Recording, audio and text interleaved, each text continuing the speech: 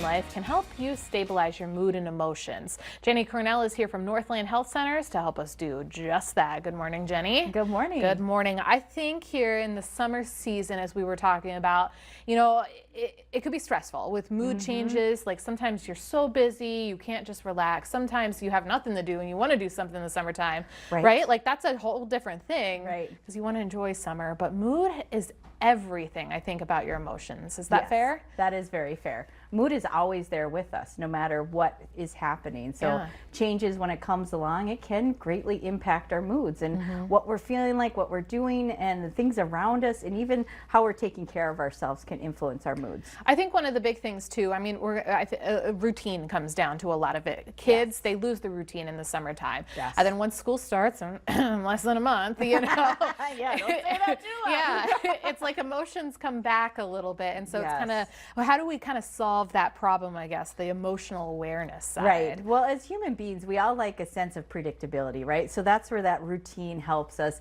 give us kind of that stable ground of what to expect and what's coming next, because there's so much in life that we can't control and that's unknown, and that can create an upset with our mood. And so when it's talking about trying to get back on track, it's just creating a routine for you. So if your normal routine disappears, like no school, and now it's like a free-for-all, woo, summer, hey, things like that, create some kind of routine that's easy for you to maintain. Doesn't have to be as stringent as like in school, because they have things down to the minute of being planned. We don't have to go that far, but at least have maybe a morning plan, I'm going to do this, or an afternoon plan, or something for the day. Set something, a goal for the day. Yeah, and just change throughout the day, or change within a season throughout the year too. How do you process these changes? Like, I'm not a journaler, but you recommend that way, and you know, it takes for me to sit down to do that, and I'm like, but that's one way that you recommend. Sure, yeah, you can journal, but there is other forms of journaling too. So it's the traditional hand journal type. People like, some people do voice journals, or some people listen to something, but anything that really, journaling is about venting out your thoughts and getting them out so they're not building up and compiling, because when it gets too cluttered up there, we're not very happy people. No, you're not going to make it through work. No. The next little thing is just going to make you snap. Yeah. You know, that extra stoplight that you hit. Oh, you know, you're going to snap. That creates the edginess and the extremes of the moods. So if we vent that out, it's kind of like the cup. If we keep pouring water into the cup, it's going to overflow. Same thing with our moods and our tolerances and things like that. And just being aware of our emotions, labeling our emotions is a huge thing too. To that. Being aware. Yeah, if we don't say what we're feeling, we can't get on track. We can't get on the same base of it. So if we don't like what we're feeling, but we don't label it, how do we change it? Yeah, that's a good point. So, but we don't want to label it because we don't want to be feeling that. What about like the sigh that comes in? I'll sit at my desk and I'll be like,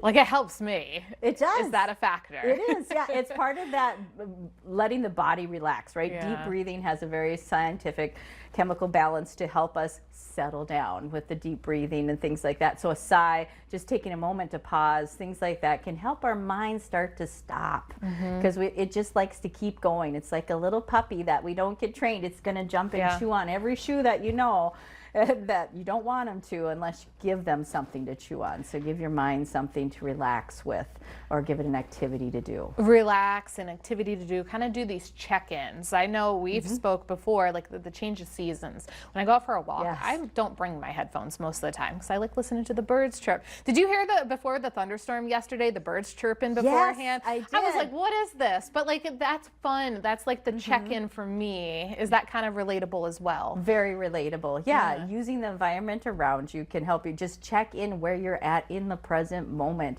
because a lot of times when we're thinking about change, our moods can get elevated when we get too far ahead of ourselves. We're thinking about the future, or we're kind of reflecting on the past. So the check-in really helps us stay present, grounded in the moment. Now, I feel like a lot of these, Jenny, we've been talking about, like, these are like small changes. Doesn't matter if it's a big change, like I'm moving to a different state. Like, does that make it more impactful anyway, versus like, oh, I got a flat tire this morning, maybe a change? Yeah, well, I'd say weighted with the weight of the change, right? If the change is bigger, we probably need to do more things to help us feel we can manage it or balance it. So you want to keep everything in balance. A big move, a job change, some health crisis, something like that comes along. You may want to do more things than what we talked about, the daily things. Those are like the daily things to keep your cup from overfilling. But maybe it might be something that we need to ground ourselves and remind ourselves that it isn't always this all the time. We can do things differently, and remind ourselves that we can't control everything. That is very important. We're going to put information up on the screen, but Jenny, I do want to talk about, cause real fast, it's been the emotional side here, but the tangible part of eating right, working out also matters, correct? Yes, balanced body, balanced mind. See, everything's important. It's amazing. There's the information, Jenny, where we can find more info. North and South Bismarck now, Yes, right? that's right. Perfect. All right, we appreciate it. Thank you.